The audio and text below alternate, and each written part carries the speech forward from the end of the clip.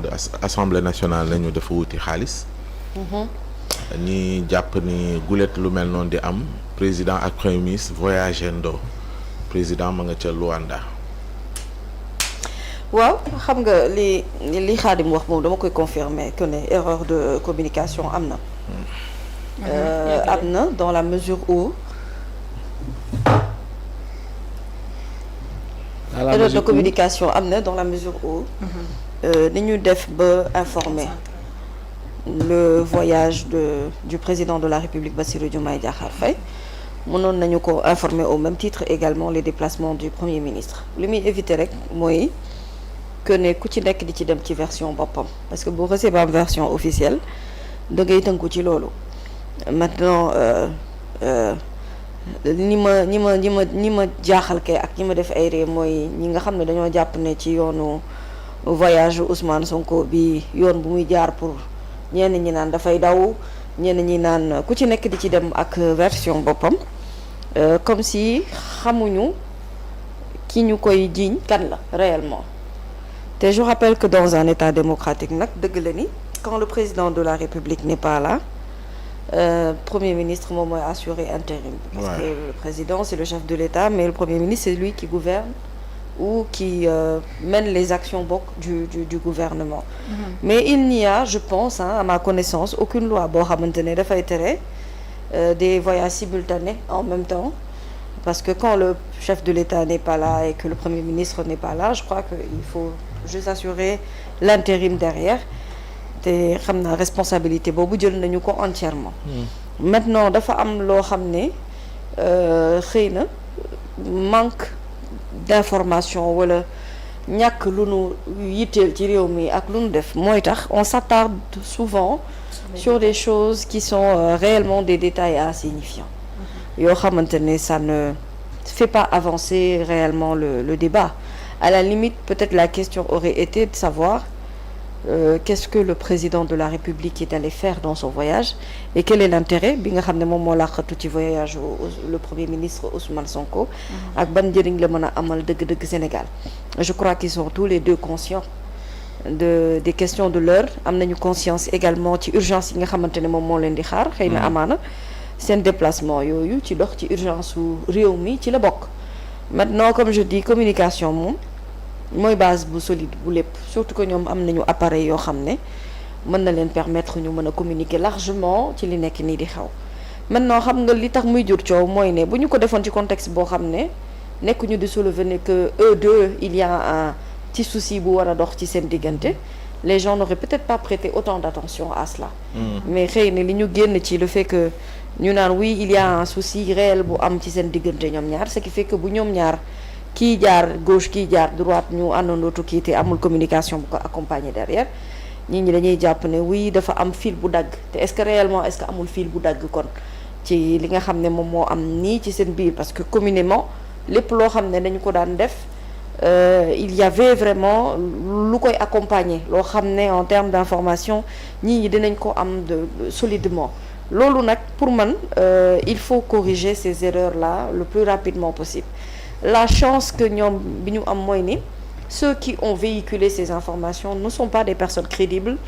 en termes d'information ou en termes de vérification de fait ba nga xam ne de telle sorte que bu ñu waxee dara rek ñëpp dañuy naaw tëb ne loolu ñu wax noonu moom moo am quand c'est un Madiambal qui te parle sa waay ci koo xamante ne yàgg ngaa wax te ba nga dalee wax ba tey amul sa wax benn impact boo xamante ne mën nañ koo jàpp dëgg-dëgg ne kii amaana xëy na bu waxee kat war na mën a créer le doute ci ñenn ñi nga xam ne c'est des têtes réfléchies quand même dans ce pays bon am na ñoo xam ne quand même il doit apporter du crédit à ce que Madiambal dit mais encore une fois Madiambal li mu wax moom la concerné et je crois que moom am na lu bari loo xamante ne dossier boppam war na koo doy mbubu ak tubéy bu mu war a mën a lijjanti lu dul di xool kuy dem ak kuy dikk voilà maintenant on espère que voyage yi déplacement yi nga xamante ne am nañu ko que ça va dina am apport bu positif par rapport ak soit yenn signature yi wala yenn yokkute ci réew mi ni mu tëddee nii parce que j'avoue que ça fait quelques jours quelques semaines yoo xam ne on ne parle réellement que de ce conflit entre eux deux que on a l'impression que dafa am benn ralentissement au niveau de la productivité du gouvernement bi ñuy xaar dëgg-dëgg ci résultats yi nga xam ne war na impacter ci dundinu Sénégalais yi pour man faudra attendre ñu xaar ba xam lan la jëlee ci ndaje bi nga xamante ne fa la demoon ban impact lay mën a am soit socialement ou économiquement ci sunu dund ñun Sénégalais et quelles sont maintenant les prochaines perspectives yi nga xamante ne gouvernement bi ci loolu lay dox. yàgg nañoo tukki ñoom. oui yàgg nañu tukki ça a pas suscité de débat comme je dis c'est par rapport au contexte politique peut-être que moo war a mën a tax muy indi ay suspicion ci bopp ñeneen ñi et puis l'idéal serait que quand le président de la République se déplace pour man l'idéal serait que le Premier ministre soit là mais à défaut ça n'empêche pas que le travail mu continuer parce que Khadim l'a dit et ça aussi c'est important mooy ne aujourd'hui avec les nouvelles technologies on n'est pas forcément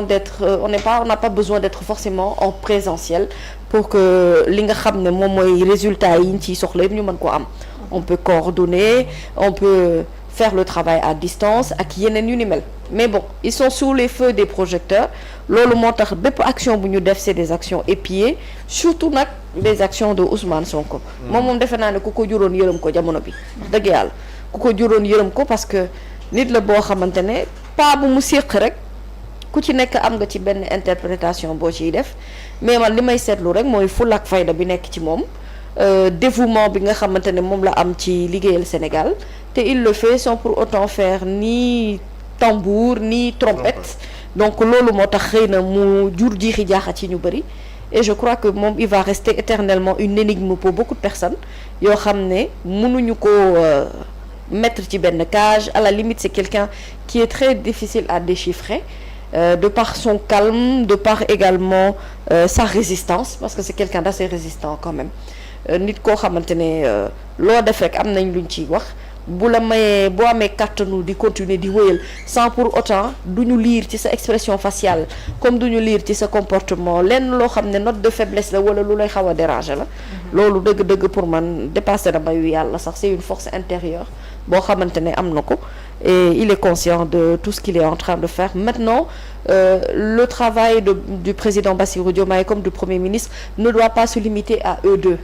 pour man il y a aussi le travail du gouvernement en parallèle. Il y a le service de communication qui doit faire son travail. Il y a aussi le Big Gouv qui doit faire son travail. Marie-Rose, elle a une nouvelle responsabilité aussi. Il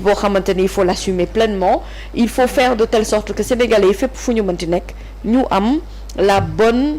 et la meilleure version en termes de communication de ce gouvernement-là. Ça va éviter ce tohu-bohu bi nga xam ne seetlu nañ ko depuis quelques jours ñu koy agiter sur un déplacement d'un premier ministre def ko benn tollé médiatique boo xamante ne pour man ça n'en valait pas la peine. Il y a des questions beaucoup plus importantes de l'heure à peut-être épier wala yu ñu war a mën a xool yu ñu war a mën a feuilleter pour mën ci jox ay idées que de spéculer et de faire d'un débat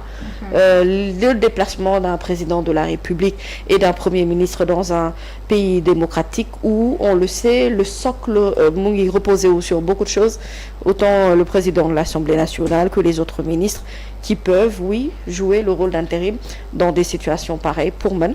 tant que la Constitution ne l'interdit pas amul benn loi juridique boo xamante ne mu ngi koy tere ñoom ñu ngi ci seen exercice de pouvoir nañ leen bàyyi ñu doxal ñu xool ba xam bu ñu ñëwee yan résultat la ñuy indil réew mi. oui moom du ñàkk xëy na yow nga am